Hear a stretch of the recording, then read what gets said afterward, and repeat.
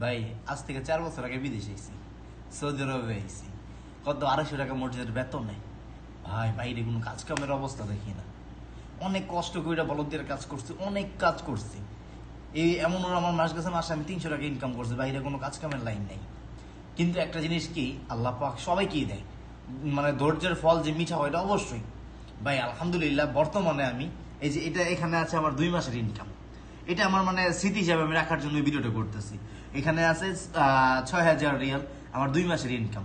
এমনও মাস গেছে আমি 300 টাকা ইনকাম করছি। এমনও মাস গেছে আমি 100 টাকাতে 1 মাস চালাইছি শুধু রুটি খেয়ে। মানে প্রবাস জীবন কাউরে হয়তো মানে একবার উপরে উঠাই দিব, কাউরে নিচে নামাই দিব, এটা এছাড়া কিছু না। আর এই যে এগুলো আছে না, এগুলা যখন আপনি ধরতে পারবেন তখন মনে করেন আপনি পুরো রাজাবাসা হয়ে যাবেন। আর যখন ধরতে পারবেন না তখন আপনি একবার রাস্তা ফকির হয়ে যাবেন। আর কিছু না এগুলা। আর এগুলার জন্য কিন্তু বাপ মা ভাই বোন মানে ছেলে মেয়ে সবাইরে ছেড়ে আওয়া লাগে। এটি কি ভাই, কাগজের টাকা বাস, এগুলা লেগে আর কিচ্ছু না। ভালো থাকবেন সবাই।